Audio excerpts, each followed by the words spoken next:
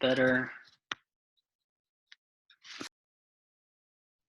All right, hello. My name is Jay Kent, And my name is Arjun Dalgan. and today we will be recording a podcast on fracking and natural gas. The way we're going to structure this is we're just going to kind of go back and forth, and first we're going to talk about the sort of history and background of fracking, sort of what it is, why it happens, what its effects are, and then we'll be jumping into the perspectives that we're going to be using in this podcast to analyze fracking, and a couple articles um, that we've used to uh, sort of gain awareness of the issue. And I'll preface this by saying that I am sick, and I will apologize ahead of time for any sniffles, coughs, or just losing track of where I am. Um, anything to add before we get into things? Wait, sorry. Anything to add before we get going? We will be addressing what objects of concern we had. We'll describe three different perspectives: ethical, political, economic, and population scarcity, to come to one conclusion that we've drawn having all this information. Okay, so first of all, what is fracking? How would you describe fracking in like a sentence or two? It's basically a hydraulic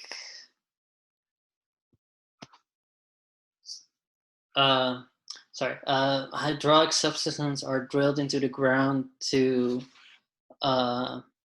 extract the shale oils from shales that are in the ground, from oil or gas shales that are in the ground somewhere. So basically a big drill that uses hydraulics to squirt a hydraulic liquid into the ground to extract precious oils or gases. And sort of the object of concern we have here is this process of injecting those hydraulic liquids into the ground, because that can be very bad for the groundwater, the soil, the health of people around the fracking stations, and sort of the reason why the practice of fracking exists in the first place. So, like Arjun mentioned, we will be looking at this from the population and scarcity perspective to start. Then we'll be moving into the ethical perspectives second, and then we will close it off with the political economy perspective, and try and get a good overview of the perspectives that different groups might have on fracking before we finish it off. Okay. So I thought I'd start you off with the articles we read. The first one is an article that was published in the New York Times. Very long article that's called "Driven by Trump Policy Changes, Fracking Booms on Public Lands" by Lipton and Tabushi. It was written in 2018, and it focuses on how the Trump administration is selling millions of acres of fracking rights to oil and gas producers. This number is 3 times as high as the average of, or the number of acreage, I should say, that was sold under Obama. And well, this is part of the White House policy to increase domestic energy production. And roll back Obama-era regulations that were installed to protect the environment. I'd say both because of these rollbacks and because of powerful lobbyists from the oil and gas industry, they've been pretty successful in eroding environmental regulations, especially regarding fracking. So the article mentions Wyoming as one of the examples where fracking has boomed on public lands. So Jay, get this. Oil and gas companies have permits to frack at any point during this decade. So basically, no time limit, no time restrictions within the next 10 years. And this is just Wyoming? The article mentioned a rancher in Wyoming, so I don't know how it works in other states, but I'm pretty sure permits would be similar in how they are constructed or how the regulations. Yeah, it's decided on a state-by-state basis, so permits can be signed for, as we've seen in Wyoming's case, up to a decade, apparently. Yeah, even for future administrations, that would be hard to overturn if it's 10 years. And well, the article goes on to mention the Trump administration has lifted restrictions on access to essential wildlife habits, and that includes Oh, shit, I had it right the first time. Mating grounds for the sage grouse, a species that had been endangered, but the population has been steadily increasing because of environmental protections. Right now, the boom in fracking has caused the sage grouse population to decline again. I can see from your reaction. Yeah, it's a combination of empathy for the sage grouse and the deep headache. Oh, hope you'll feel better soon. To be quite honest, policy is giving me quite a headache too. It would be for everyone who is sensible enough to care about the environment.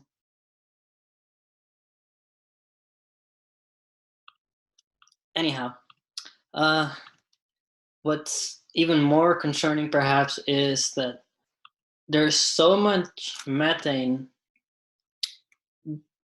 being emitted from all these fracking operations that the amount of methane that's produced is outpacing the construction of new pipelines. So what companies do is they just burn it off in the Wyoming landscapes, and this has caused frequent wildfires that rages across public lands in Wyoming. Um, Obviously very harmful for the environment, as the article mentioned. Methane was 30 times as potent as CO2. So you're saying that they're producing methane, so much of it so fast that they can't pipe it away, so that they're just burning it. that is what the article mentioned, yes. That is one solution. Yeah, indeed. Here's the flip side of the coin, though. The fracking boom has led to increased government revenues, which is shared among all 50 states. And Wyoming has used this budget to improve infrastructure, so roads, etc. And they've also used the money for other purposes, um, renovating houses, etc. And landowners seem to welcome fracking operations because of the large sums of money they receive from the government. So there are reasons that fracking happens. It's not something that people just do spontaneously. Well, according to our three perspectives, the first one would be political economy, like just how powerful lobbyists of just the fossil fuel industry are. That industry makes a lot of money because our economy is dependent on oil and gas still. So um, that those industries have a lot of power, and also like from a population perspective, increasing population and just better living standards, which we've enjoyed for a while now, lead to an increased demand for energy, and this has led to the reduction and um, depletion of conventional oil and gas supplies, which has led to companies' um, desire to find new sources of oil and gas. Well, one of these sources is shale gas and shale oil, which is why fracking is so popular due to energy demand. But these two perspectives um counteract the ethical perspective or the preservational perspective. More specifically, that is that we should protect endangered species such as the sage grouse, and also preserve the environment, which includes the, I don't know how pristine they are, but definitely unaltered compared to now. So relatively unaltered landscapes rather than messing up the environment even more through uh, extensive use of fracking. So, not to jump the gun too much by talking about the perspectives that pop up from this article, but I do think it's interesting that you touched on the population perspective, how as we like take the benefits of fracking more and more, we become more and more dependent on it at the same time. Like we use more of those, more cars, more things that just need oil and those sorts of natural gases. Um, so it's sort of like a self-fulfilling cycle of, we benefit from it, become more dependent on it, we want more of it, we benefit more off of it, we use more of it. So it's, I guess, part of how we got to present day. But not to spend too much more time on this first article, we've got a lot to get to. So the second article that we're basing a lot of this on is out of AP News, written by G. Jenny Zhou, called "How DC Unleashed Fossil Fuel Exports Despite Climate Worries." So this is again focused a little bit more on the political economy side of things, but excuse me, it focuses on how during the Obama era presidency, um, the sort of novel drilling techniques that we associate with fracking now were just sort of up and coming. They have been used in the US for almost a century now, but only recently have they really sort of exploded in use and viability. And they're being used with a big focus on exporting the energy that we were gaining from fracking, trying to sort of combat the um, international energy markets that have existed for so long, such as like Saudi Arabia, for example, their massive oil supplies. And we started to export more and more crude oil, and fracking started to be used more extensively. And even though the Obama administration was focused on making a transition to renewable and clean energy, um, he still supported that domestic energy production and exporting oil and gas for market benefits. So to use another perspective that we won't be touching as much on in this podcast, more so the political economy side, um, just the market's perspective. Like this was an example of during the Obama administration, the U.S. prioritizing the market power of um, energy exports and positioning the U.S. economy as a global energy powerhouse over environmental concerns.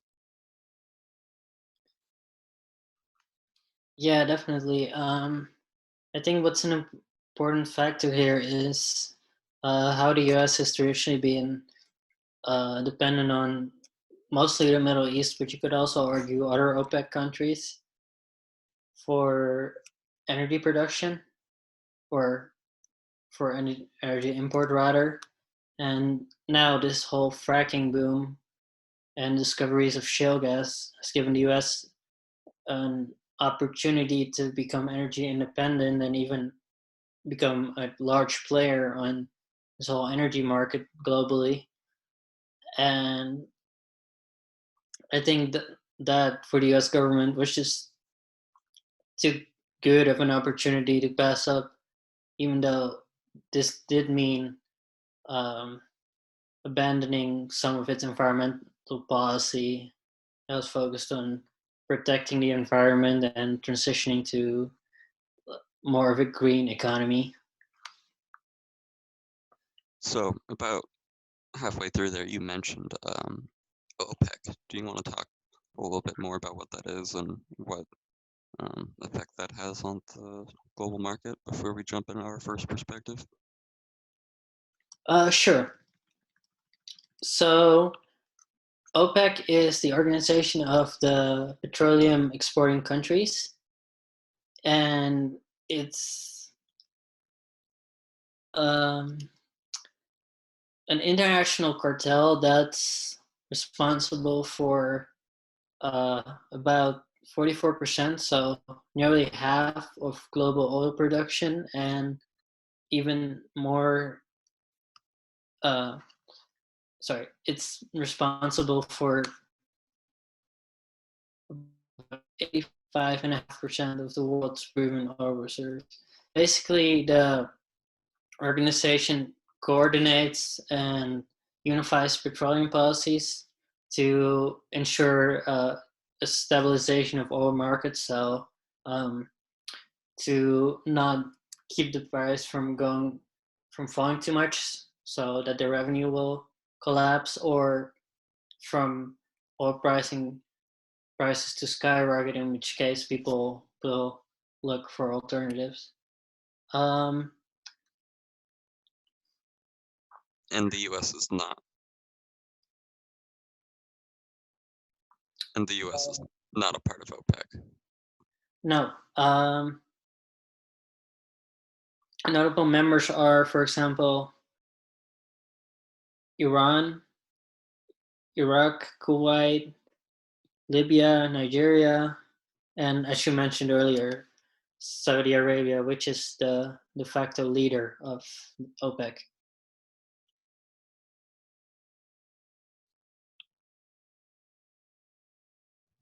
Okay, why don't we get into our first perspective here? All right.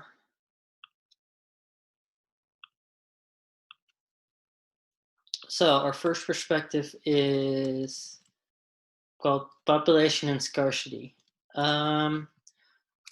Basically, exponential population growth over the last century or so has led to an increased demand for fossil fuels such as oil and gas. As a result, the extraction of these fuels and the production of them has skyrocketed, especially in the last couple of decades, as technology required more and more of these. No, sorry, as technology was able to extract more and more of these resources, and our growing economy and demands have led to an increasing energy demand as well that was met by a skyrocketing production. This, however, led to a rapid decline of conventional supplies of oil and gas, which gave businesses an incentive to find other methods of extraction. Now, ideally, depleting oil and gas reserves would give businesses an incentive to transition to cleaner energies.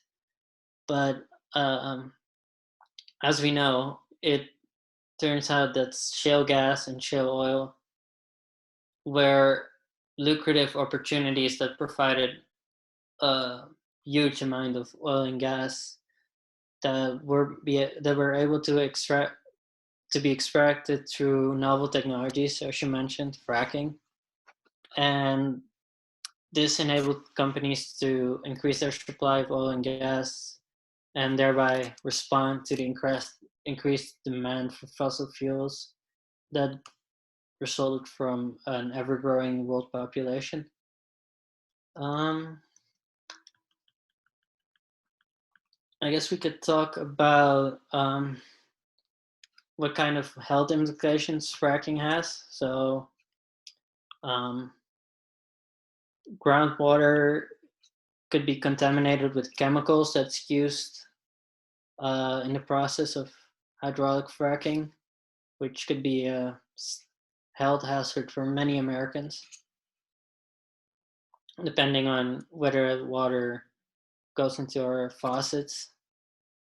Um, the soil could be contaminated, which no, not the soil could be, Contaminated's a good word for it.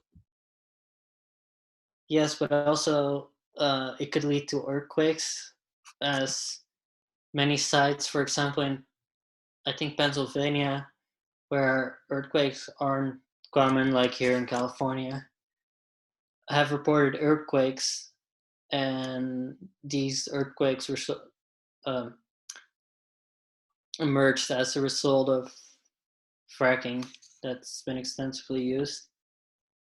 The iPad equation, which measures environmental impact by multiplying population, often population density, um, affluence, which is GDP or GNP per capita. So generally, wealthier people tend to consume more resources, and technology, which is energy consumption per capita. Technology could either reduce environmental impact. So, um, for example, new technology that makes cars use less fuel, or more could cause more environmental impact. Well, fracking, for example. I think in this case it's pretty clear that, the exponential model that the population is taking, increased amount of fracking is being used to sustain those populations, and the technology that's being used to do so, in this case, fracking is having a pretty severe effect on the environment, and as we've already mentioned, health of the surrounding people, in terms of like the quality of the groundwater, quality of the soil, the quality of even like the air in the surrounding areas. Just living near these stations is bad for you. Yeah, definitely.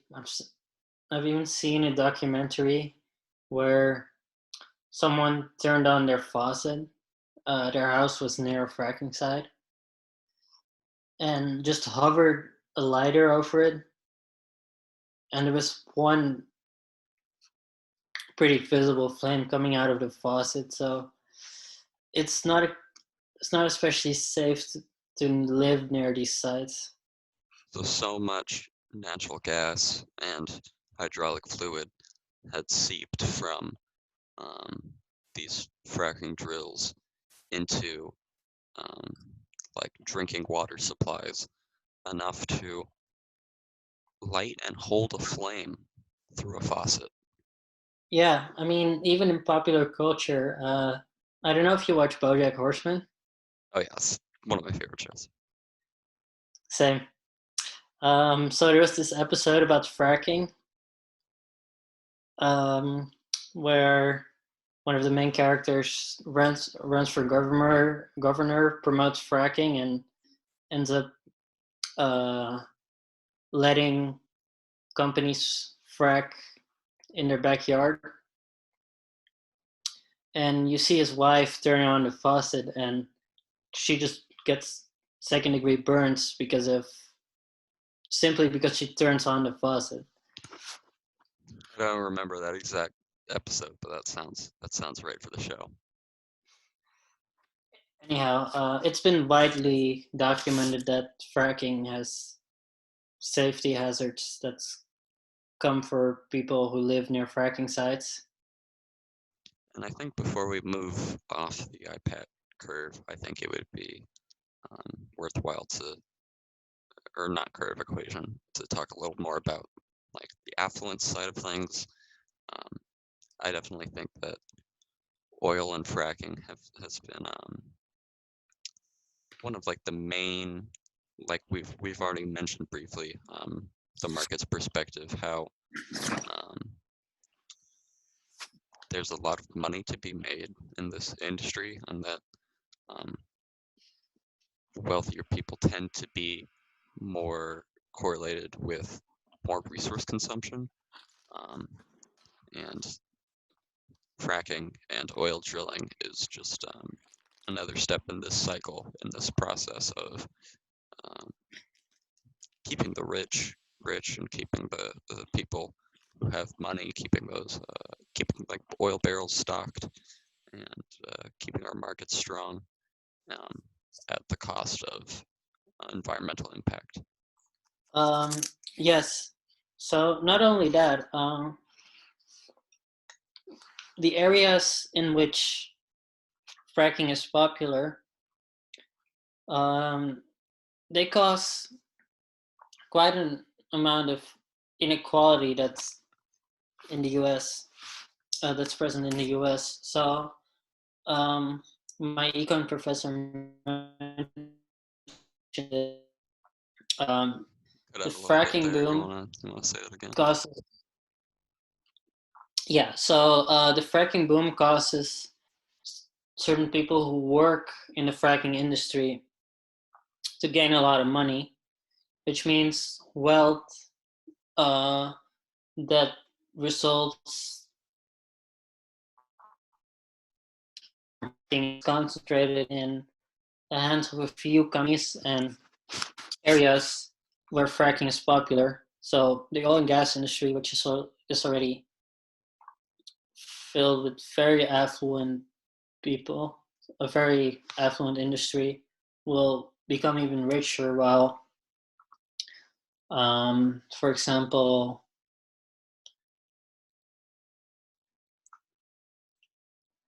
well, other areas in the U.S. continue to grow poorer.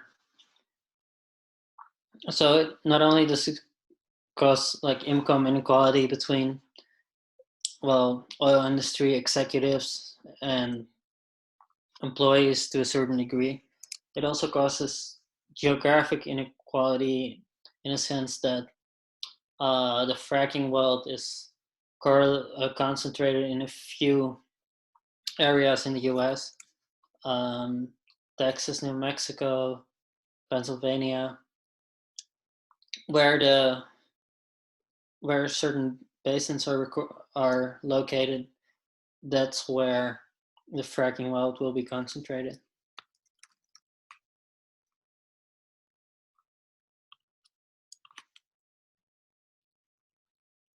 Mm. Anything more you want to touch on before we move to the ethical perspective? Yeah. So, what's mentioned in the uh, population and scarcity perspective is the Kuznets curve, which um, first goes up and then down. Grabbing what?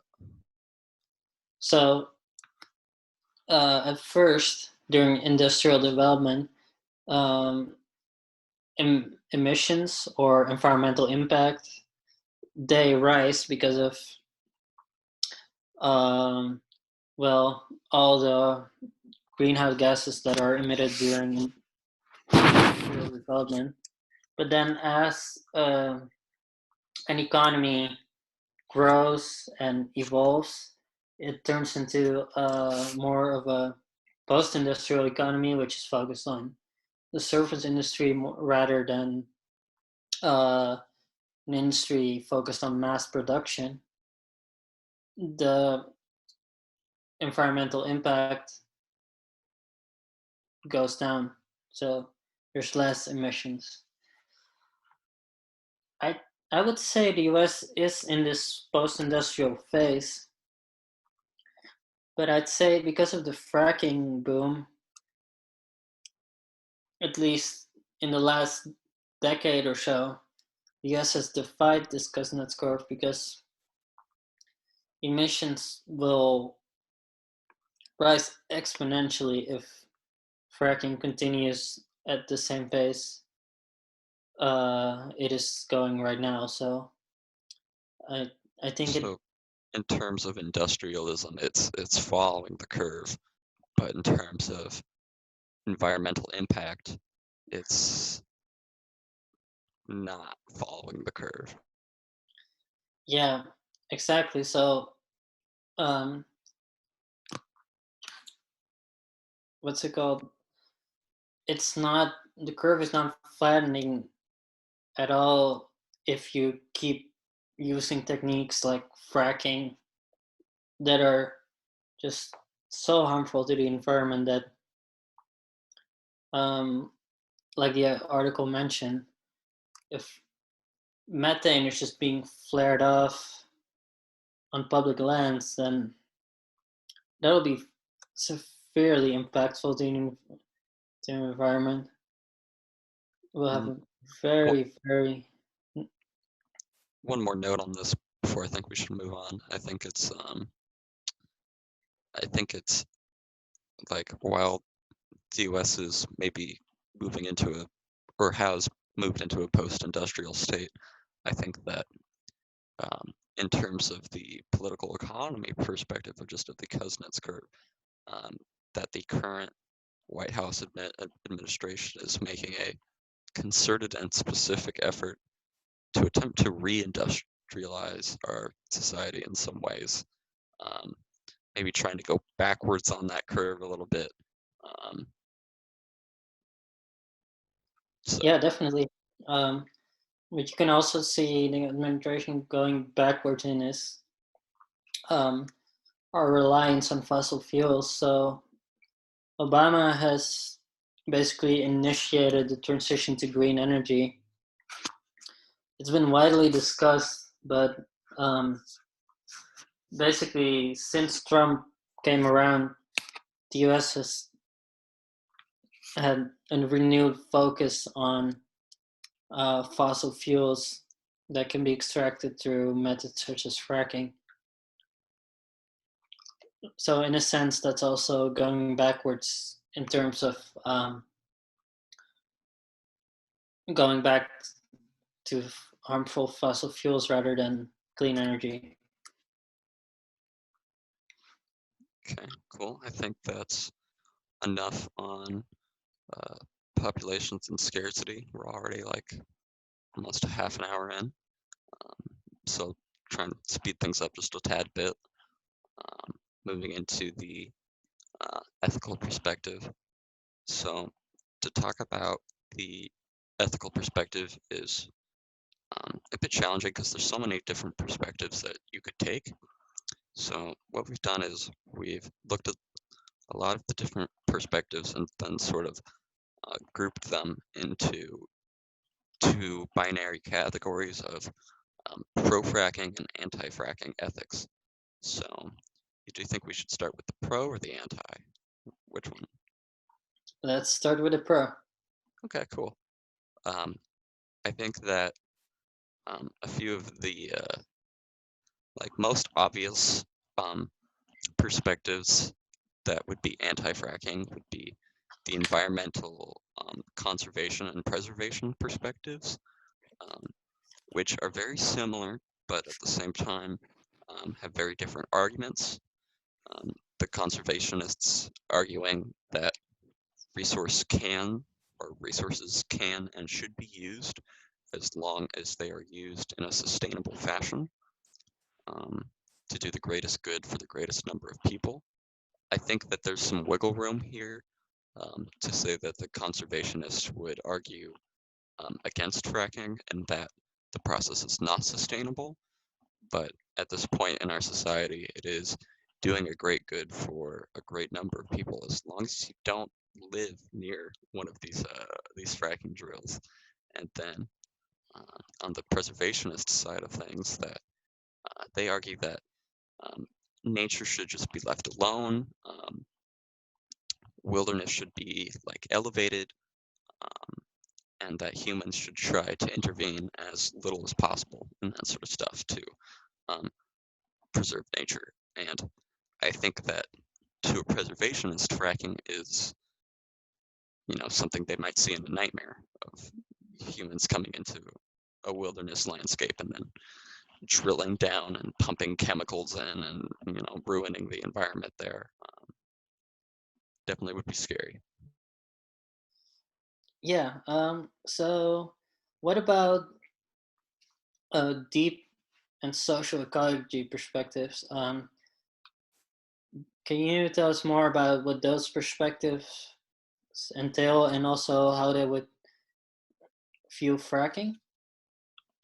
Absolutely. So to start with deep ecology, since you mentioned that first, um, sort of an outreach of just an ecological perspective, but arguing deep ecologists argue that nature has a intrinsic value, basically that nature is valuable just because it is nature, um, and that we are dependent on it, and that we need to focus more specifically on the interactions that we as humans have with the environment. So a deep ecologist would look at, the series of interactions that humans would do throughout a day, throughout a week, throughout a lifetime, and sort of measure your ecological footprint as you go. Fracking is a pretty big misstep in that regard. Has quite it's an interaction with quite a lot of environmental impact on something that a deep ecologist would argue has intrinsic value. Now, a social ecologist believes that the same things, that nature has an intrinsic value, but takes a radically different approach to it, arguing that social hierarchies between humans are the root of most environmental problems. And I can link this a bit to our political economy perspective.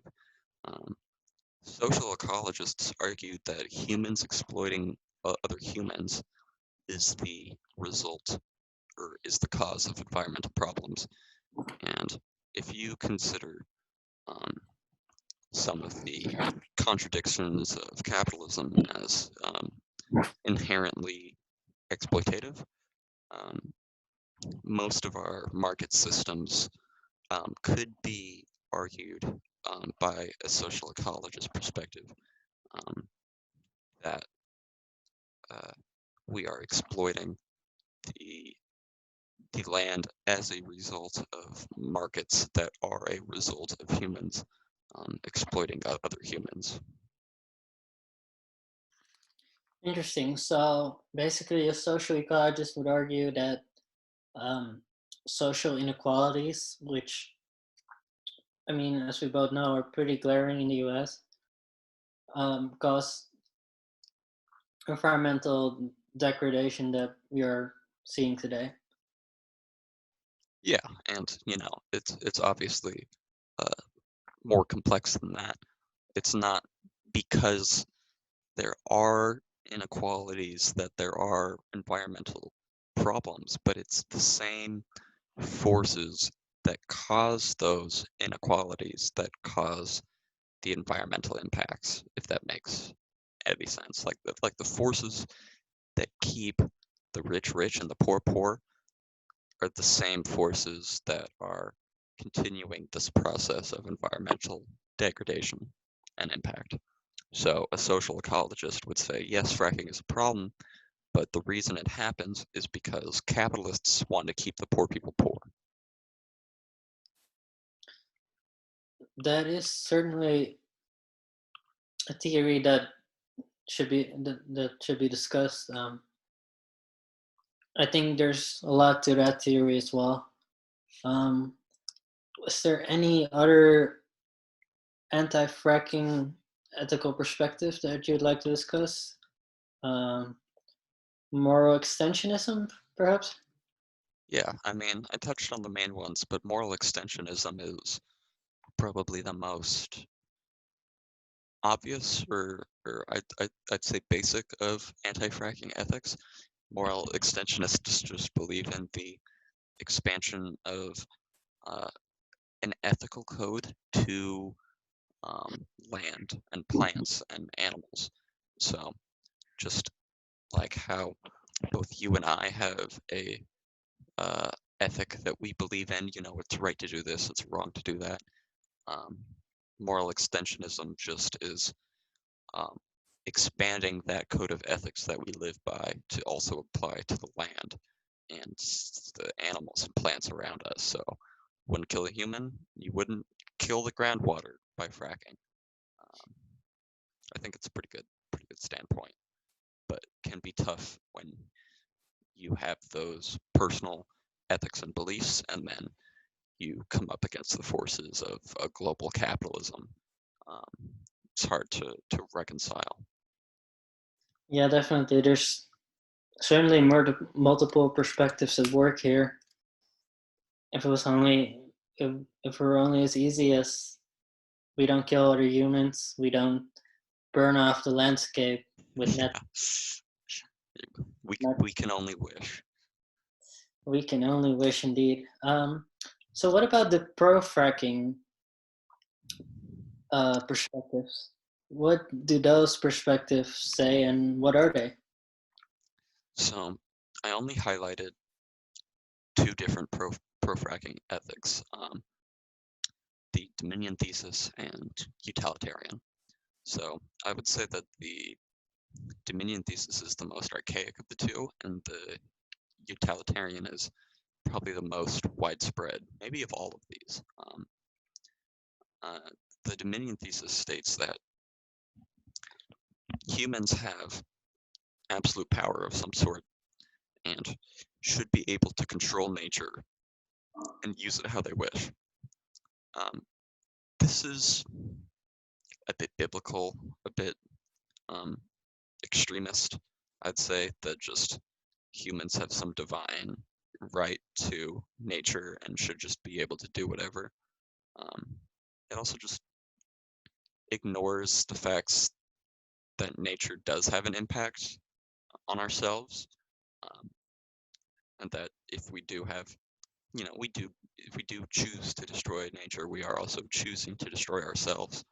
Um, but those who believe in the Dominion thesis would obviously have no issues with fracking because it's just humans doing human things.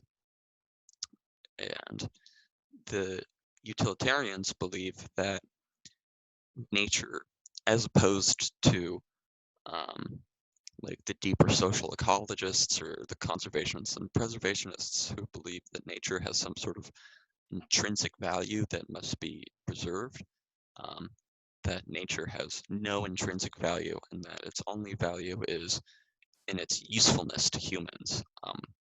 We can extract things from it, we can use it to build things, and that anything that we can't use to further our societies or our markets is useless to us. So oil is very utilitarian. Like it's used to power our cars, it's used to power our machines. It's a big part of what makes the world go round in almost a literal sense. Um, so utilitarians love fracking. They love fracking. Um,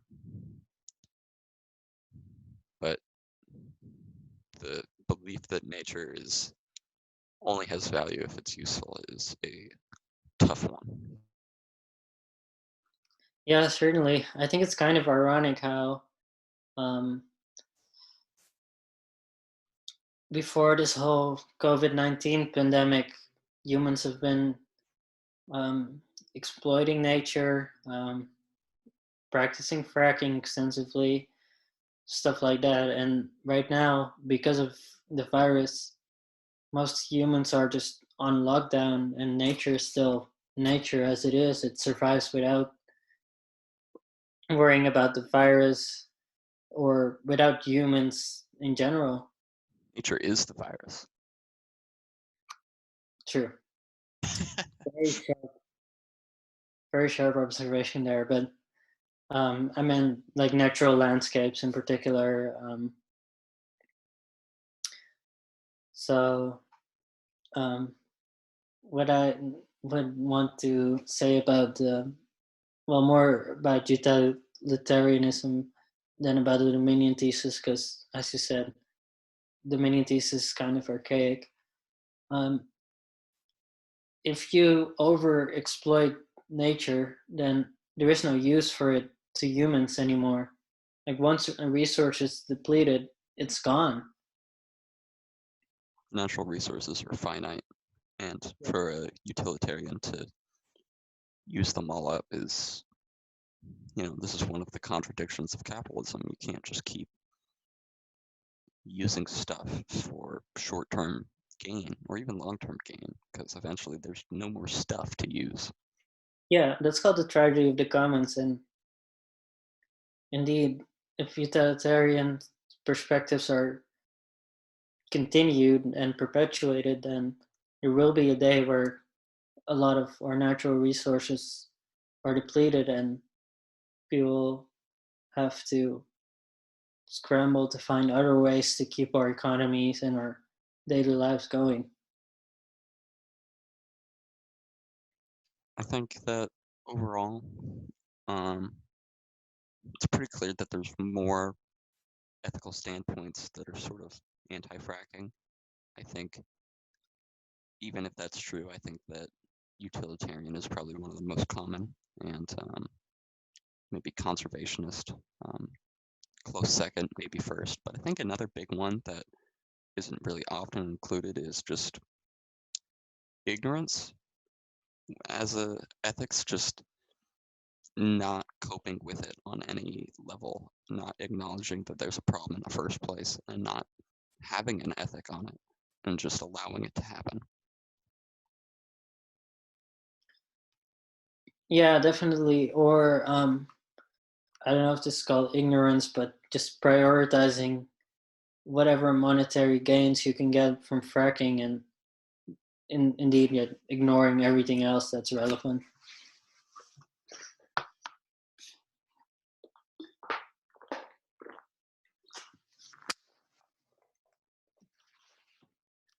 Okay, so the next approach we will be discussing is the political economy approach.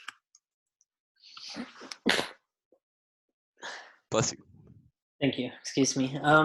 So the political economy approach argues that it's the structure of the economy and the power relations within this economy that creates environmental problems and how we perceive these problems. So, how this relates to fracking is that the US economy is still heavily dependent on oil and gas, like Jay mentioned. oil quite literally makes the world go around.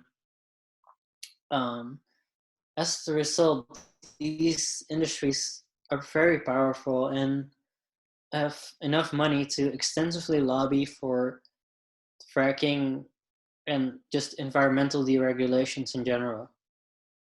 Um, Under the Obama administration, the use of fracking sort of began and it was just on the come up, but the Trump administration has heavily expanded this practice. Trump's environmental agenda is focused on rolling back all sorts of environmental regulations introduced by Obama, and his administration has emphasized increasing domestic energy production rather than preserving the environment. Proof of this can be found in Trump's EPA picks, picks for head of the EPA. First Scott Pruitt and then Andrew Wheeler. Both have had ties to the fossil fuel industry and have expressed skepticism towards both climate change and the transition towards a green economy. So you're telling me that the two guys that Trump has picked to lead his environmental protection agencies have both doubted the existence of climate change. Well, not only that, they have both been very skeptical towards the EPA and even argued that it should not exist. While they are leading it. Before they were leading it, but um, it's clear that Trump has had little consideration for the environment and even less for the EPA. To elaborate on that, do you know how much he proposed the budget for the ABA should be in his budget proposals to Congress? Don't, but I'm gonna guess 400,000.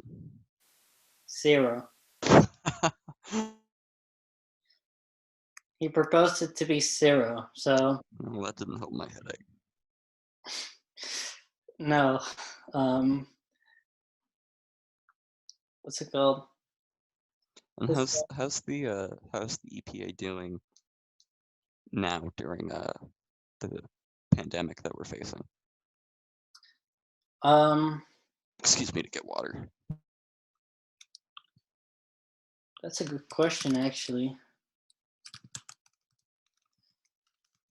I don't know about the APA, but I do know Trump has made significant cuts to the pandemic task force that was supposed to deal with global pandemics like this. Um, see, I can't tell you.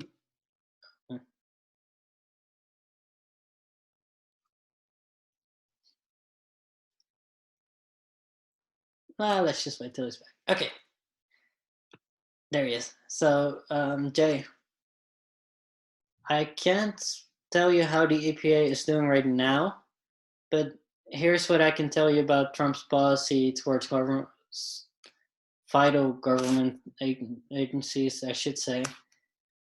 Because of repeated budget cuts and administrative rules that have made the EPA's job harder, um, the whole organization is kind of gutted from the inside out, as it were. Since Trump and his administration, perhaps a majority of his supporters as well, clearly either do not believe in climate change or do not care about it. Um, the EPA and other environmental agencies have suffered as a result from his policies. That's pretty extreme. Yeah. And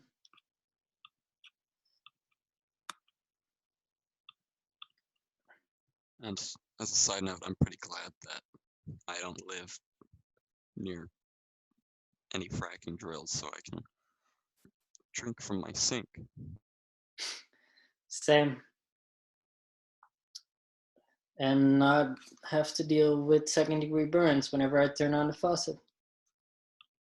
It's very important. Okay, so about elaborating on the political economy perspective, I just discussed how one particular leader that's in power right now has impacted the policy towards fracking and climate change in general. But now, as we've mentioned before, the contradictions of capitalism, I want to focus on the second contradiction of capitalism, which states that capitalism undermines itself by undervaluing the environment. So, due to over extraction of resources, the environment is degraded, which harms the conditions of production. So, natural resources will be depleted, the soil will be contaminated, and also worker health. Fracking has had numerous safety hazards, both for the people who work in the fracking industry and for people that live near fracking sites. So, from this perspective, capitalism, which gives people an incentive to extensively frack and extract as much natural resources such as oil and gas, has caused the or is partly responsible, if not in the end directly responsible, for the environmental degradation that's come from fracking, and also global capitalism and the ecology of uneven development. So, what capitalism usually does to avoid crises is using the spatial fix, just moving production somewhere else for resource extraction once that resource has been depleted. You can see this pretty clearly with fracking because um, conventional oil and gas supplies were starting to run out in some places. And as a result, the industry is focused on extracting shale gas and oil through fracking, which is an unconventional method that is even more harmful to the environment than the conventional methods used prior to fracking, which in turn provides a pretty good example of the spatial fix that capitalism applies to avoid crises. Yeah, I feel like it's kind of hard for me to, ironically, it's hard for me to come up with something to say for the political economy perspective because I think it's one of the most meaningful in terms of fracking and just tied into everything. And I think I've touched on it so much already, even while talking through the other perspectives. Um, like this is very much a utilitarian market perspective of population scarcity. Um, like these systems of power and these systems of economy are structured in a way which promotes fracking, like very clearly. Like our society is in many ways dependent on fracking, um, even though it falls directly into um, some of the contradictions of capitalism. And I think it's actually one of the best examples of the spatial fix in that an individual fracking drill will only work for the reserves that are directly below it in a certain area. And then you set up a new fracking drill, maybe a few miles away, and then another one, and then another one. And then you've destroyed an area, and then you find a new oil reserve somewhere underground and just keep moving around and around and around. And, Yeah. the spatial fix is not it's not a permanent fix. It's a band-aid fix, and it's one of the that it directly ties into the second contradiction of capitalism, and that it will lead to crises at some point when there is no more oil left. Yes, or when the environmental degradation that's caused by fracking has just gone so bad that there will be large-scale earthquakes or mass contamination of water. Whichever comes first, right? Whichever comes first. I agree totally. The spatial fix is just a temporary solution that, in the end, will lead to a crisis. And I think it's sort of it's a way to avoid doing the hard thing, so to speak. The hard thing being transitioning to green energy. So switching to renewables rather uh, switching to renewables. It is a hard thing to do, especially in this oil and gas dominated economy. But um, as you mentioned before, even shale gas and shale oil reserves, they're limited, and there's going to be a time where we just cannot avoid transitioning to these types of energy any longer. And um, fracking is just not only is it a spatial fix, it's a very costly spatial fix for the environment. Just seeing how harmful it truly is.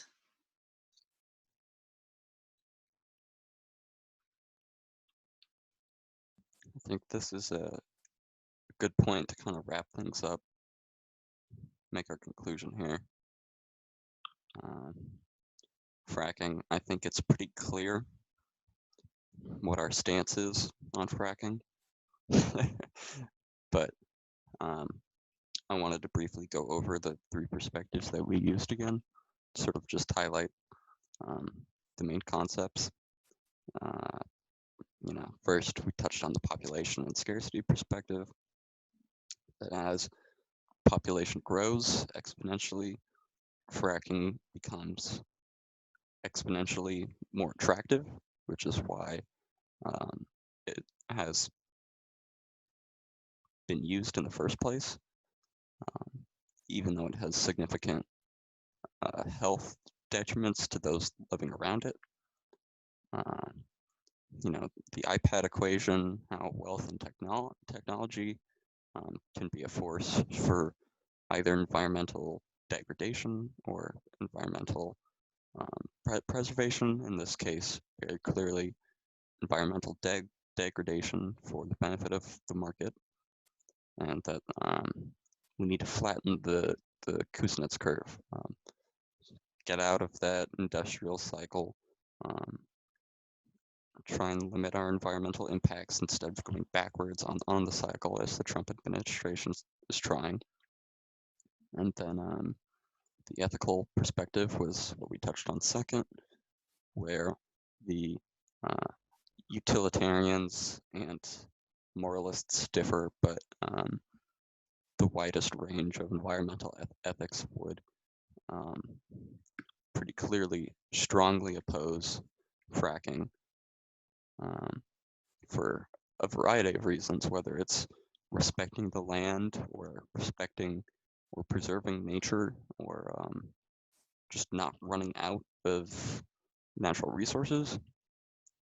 And then finally, we talked about the political economy and how structures of the U.S. government and our market systems have to change if we are going to prevent fracking um, as it furthers environmental degradation. And because of the second contradiction of capitalism, and how the spatial fix fits into that. Yeah, I wanted to add that in order for us to transition to green energy, which we'll have to do at some point, we need better environmental regulations. We cannot allow further deregulation of um, just a resource, or sorry, not a reason, for something that's so essential to the existence of our planet, really. Um, in order to stop uh, climate change, a catastrophic climate change, I should say, we really need to take action and have measures that will limit the use of practices such as fracking in order to save our environment. There has been, well, at least for the Democratic candidates, there has been a positive shift towards protective measures for the environment, as you may have seen Bernie Sanders mention throughout his campaign.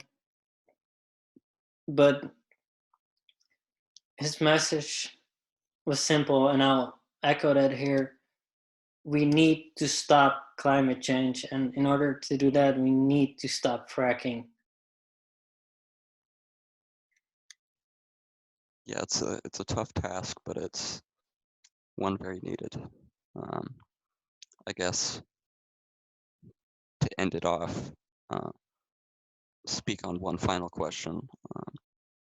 How long do you think this transition to clean energy will be, at least in the US? Like under what time frame? And if you had to take guesses, how well do you think the, if elected, the Democratic presidential candidate is almost surely going to be Joe Biden coming into this next election, and we don't know who his VP is or who he's going to put on the head of the EPA if he does get elected. But how do you think he will fare in comparison to Trump and the Obama era? Well, in my opinion, he'll do a better job of protecting the environment than Trump, though. Well, that's not a very high bar that's been set by him. I think he will reinstate some of Obama's policies. For example, like the sage grouse protections in Wyoming. I think he'll um, pass environmental regulation to some extent, though. For national laws to be passed, you can't just do executive orders for everything. So it sort of depends on what the makeup of Congress is as well. I think he'll do better. He doesn't have as radical of an agenda as for the environment as Bernie Sanders had. You may know Representative Alexandria Ocasio-Cortez, with her signature policy being the Green New Deal. I don't think we'll see that type of radical change because Biden is, at his heart, more of a centrist than Bernie and AOC, who are more towards the, I don't want to say extreme, but they're Or more left? far left than Biden is. As for his vice president pick, it'll probably be, I think, Kamala Harris and Amy Klobuchar. Both are also known as more centrist type of leaders. So you're saying it's going to be another generation or so before we get some really meaningful climate action? Um, I think for the US, an economy that's just traditionally and also like to this day been so dominated by fossil fuels, I'd say 2050, 30 years.